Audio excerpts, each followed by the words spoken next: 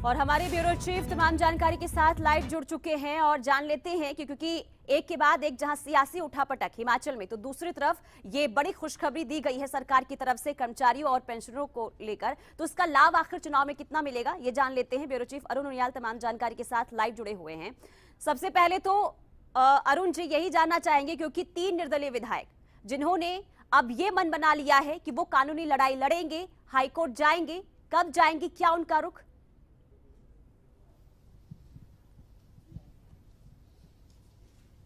देखिए, तीनों निर्दलीय विधायक इन्होंने विधानसभा से अपने इस्तीफे की बात की थी, लेकिन तब ये तय नहीं किया था जब उन्होंने धरना प्रदर्शन अभी हाल ही में शनिवार को विधानसभा अध्यक्ष के बाहर दिया कि वो अगर इस्तीफा मंजूर नहीं होता है तो वो कोर्ट का दरवाजा खटखटाएंगे।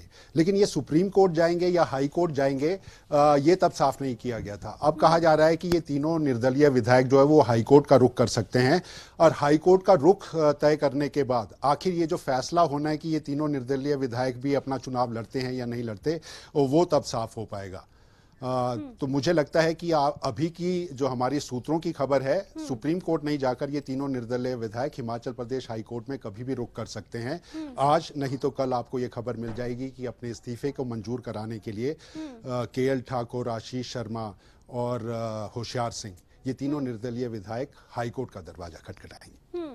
ठीक है, और इसी के साथ क्योंकि देखिए अब देखना यही होगा कि निर्दलीय विधायकों का आगे का रुख क्या होता है। लेकिन आज सुखविंदर सरकार ने बड़ी खुशखबरी पहले दी थी, लेकिन इसका लाभ आज से कर्मचारी जो पेंशनर हैं वो उठा पाएंगे। कितना फायदा कर्मचारियों को मिलेगा और कब से इसका लाभ, क्योंकि आज से लाभ नोटिफिकेशन भी जारी हो गया है, लेकिन इसका फायदा चुनावों में किस तरीके से मिलेगा सरकार को? देखिए पुनीता, हिमाचल प्रदेश में कर्मचारियों का एक बहुत बड़ा वोट बैंक रहा है, और सुखविंदर सिंह सरकार ने इस बात का ऐलान किया था कि ये जो 4% अतिरिक्त डीए है वो 1 अप्रैल से जो है उसकी घोषणा कैबिनेट के फैसले के बाद कर दी गई थी। 1 अप्रैल से इसका मिलना तय किया गया था, और हिमाचल प्रदेश के तकरीबन 1.25 लाख कर्मचारी हैं और लगभग 1 लाख के करीब ये पेंशनर्स हैं जिनको इसका सीधा फायदा पहुंचेगा। लेकिन ये जो 1 अप्रैल से इनको राशि है 4% डीए की, ये इनको अप्रैल की जगह मई माह के वेतन जब मिलेगा उसके साथ मिलेगा। और पुनीता, मैं आपको बता दूं, मेरे साथ इस वक्त शिक्षा मंत्री रोहित ठाकुर हैं। दोनों मुद्दे राजनीति से जुड़े हैं, दोनों मुद्दे वोट बैंक से जुड़े हैं, और दोनों मुद्दों के ऊपर हिमाचल प्रदेश का लोकसभा चुनाव और ये जो 6 उपचुनाव अभी तक घोषित है, 3 निर्दलियों का फैसला बाद में होना है। सबसे पहले रोहित जी, आपका बहुत बहुत स्वागत। आपका बहुत बहुत धन्यवाद। रोहित जी, 2 बड़े फैसले, 2 बड़ी खबर आज हमारे को मिली है। एक तो ये जो 4% डीए है वो अप्रैल से मिलना, मई से इसका मिलना शुरू हो जाएगा। तो वोट बैंक की राजनीति के तहत इस फैसले को माना जाए, या आपको लगता है कितना कारगर साबित होगा? आप जानते हैं कि कांग्रेस सरकार हमेशा कर्मचारियों की हितैषी रही है, चाहे वो ओपी से संबंधित निर्णय हो। आप जानते हैं कि चुनाव के दौरान भी एक जो प्रमुख मुद्दा या गारंटी के रूप में जो कांग्रेस पार्टी ने अपनी वचनबद्धता दी थी कि हम आने वाले समय में जब जनता जनार्दन हिमाचल प्रदेश की कांग्रेस पार्टी को सत्ता में लाती है, हम ओपीएस को लागू करेंगे। और मुझे याद है जो हमारी प्रथम कैबिनेट की बैठक हुई, हालांकि जो वित्तीय स्थिति थी वो मैं समझता हूँ हर तरह से एक चिंताजनक थी, क्योंकि 5 वर्ष कहने को तो डबल इंजन की सरकार थी, लेकिन मदद के रूप में हिमाचल प्रदेश को कुछ नहीं मिला। उसके बावजूद लगभग कोई 76,000 करोड़ का ऋण हमारे को विरासत में मिला। आपने जैसे डीए की बात की, एरियर्स की बात की, लगभग कोई 10,500 करोड़ के आसपास की राशि हमें अपने पेंशनर्स और कर्मचारियों को देनी थी।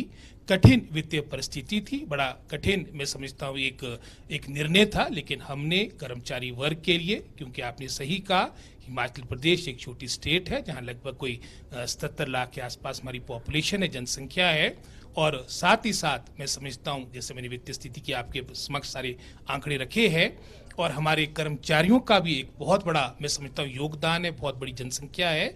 अभी जैसे ओपीएस साथ मिलेगा रोहित जी, आपको लगता है साथ मिलेगा कर्मचारियों के इन ऐलानों के बाद? ओपीएस का जिक्र आप कर रहे हैं, आप कह रहे हैं कि ये डीए का जो था देनदारी जयराम सरकार में नहीं दी। इसमें पूर्ण रूप से कोई राजनीतिक स्वार्थ की बात भी नहीं थी। माननीय मुख्यमंत्री इस बात को बारंबार कहते हैं कि हिमाचल प्रदेश के विकास उत्थान में हमारे कर्मचारी वर्ग का एक बहुत बड़ा, मैं समझता हूँ, योगदान है।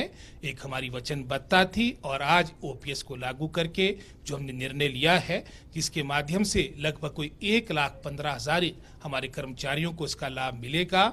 और जहां तक मैं समझता हूँ वित्तीय बोझ की बात आती है, वो लगभग कोई 800 से 1000 करोड़ प्रति वर्ष हमारे को अतिरिक्त अपने राजस्व से ओपीएस से संबंधित, मैं समझता हूँ, अपना ये पैसा लगेगा।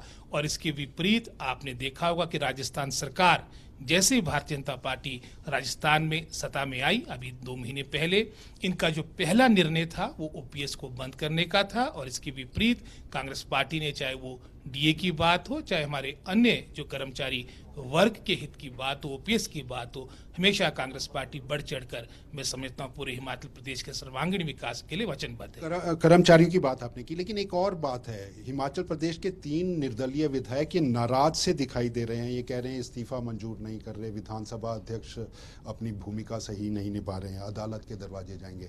आपको क्या लगता है कि अदालत इनका जाना और इन तीनों के निर्दलियों का इस्तीफा दे देना, कांग्रेस इसे किस तरह? आप जानते कि वर्तमान सरकार को लगभग कोई 1 वर्ष के आसपास की अवधि हुई है और सरकार की वर्किंग वित्तीय वर्ष टू वित्तीय वर्ष यानी फाइनेंशियल ईयर टू फाइनेंशियल होती है।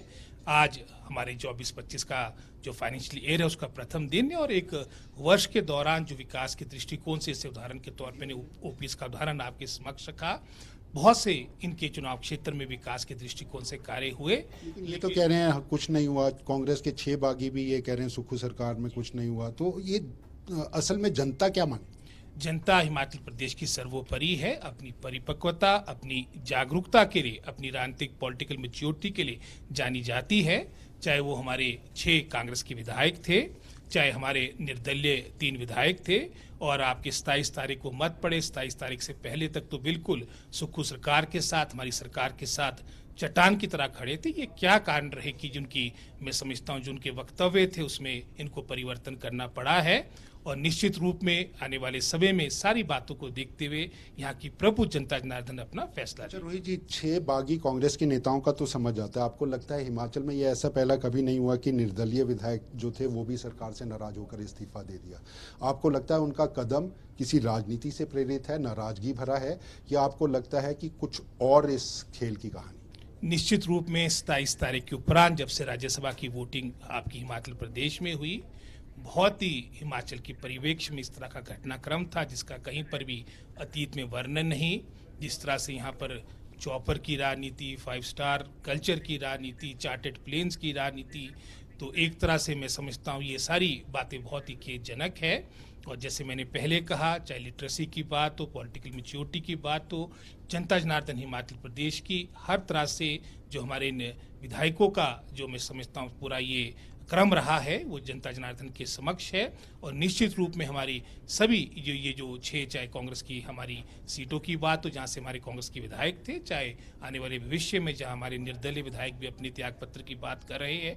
हालांकि अभी जैसे मैंने पहले कहा कि 1 वर्ष के आसपास की अवधि हुई और 1 वर्ष पहले ये कांग्रेस और बीजेपी दोनों पार्टियों को हराकर वहाँ की जनता जनार्दन ने इन्हें 5 वर्ष के लिए विधानसभा के अंदर भेजा था। आज ये रिजाइन कर रहे हैं और पुनः मैं समझता विधायक बनने के लिए ये सारा मैं समझता एक परिहास का एक पात्र बन चुके हैं। और हमें अपने ऑनरेबल स्पीकर जो इसमें अथॉरिटी रखते हैं उन पर मैं समझता हूँ उनके निर्णय पर उन पर विश्वास रखना चाहिए। उन्होंने जैसे मैं अखबार में पढ़ रहा था उसमें उनको नोटिस दिया है और थोड़ा धैर्य और पेशेंस भी अवश्य रखिए। एक अंतिम चलिए, ठीक है अरुण जी, बहुत शुक्रिया तमाम जानकारी के लिए।